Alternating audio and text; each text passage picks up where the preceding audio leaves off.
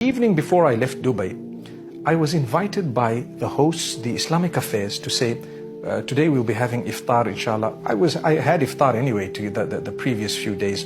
And that particular day, we had iftar at a certain place where they had invited people from all walks of life. Most of them were Muslim, probably 1,000+ people from what my eyes saw. And thereafter, I met a lot of Muslims, a lot of Christians, a lot of Hindus, a lot of Sikhs, and many others. And we sat for iftar.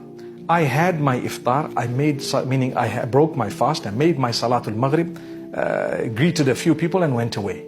Those who know me know I don't like to sit for too long somewhere. I like to just, sit, do whatever I have to and leave. Because we were there for an iftar, I had that iftar. Just before iftar, a Jewish man sat next to me.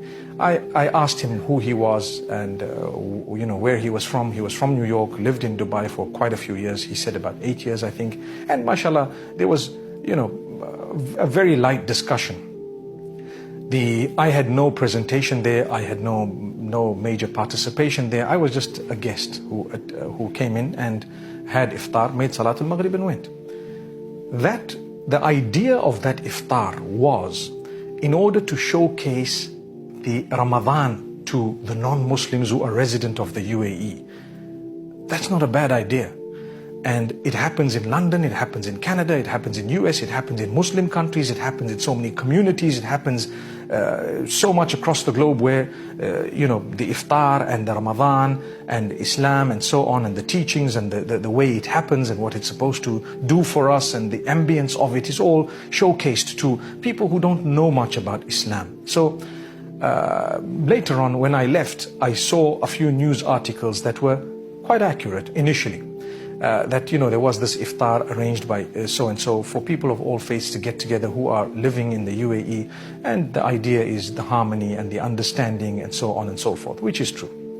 Later on, I noticed, and I'm going to say a name, I'm in Doha right now and I'm in Qatar, and imagine that would prove to you that I've got nothing to do with the politics of everything. We're above it, subhanallah. But truth be said, Al Jazeera Arabic wrote a very mischievous title. They gave it a very deceiving title that was serving an agenda of hate, nothing else.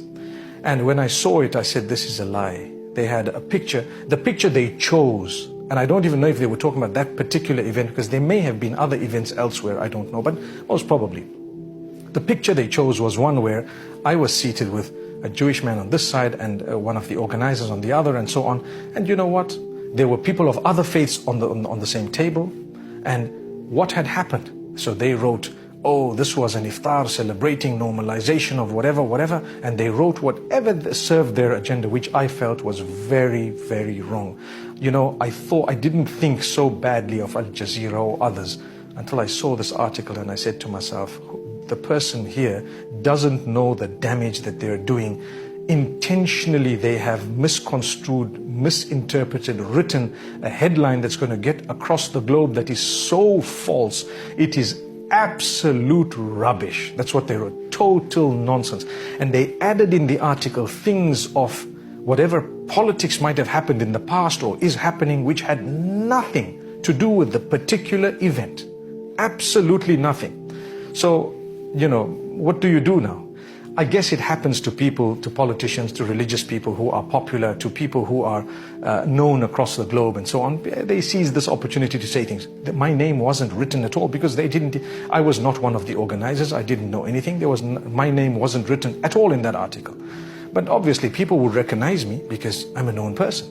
Later on, our Muslim brothers from Islamic, journalistic channels that document whatever, or they speak about the pillars of Islam, or they speak about what's going on in the Muslim Ummah, which is a good thing in essence, but they decided to carry the false tale, and they decided to portray it as though Mufti Menk is compromising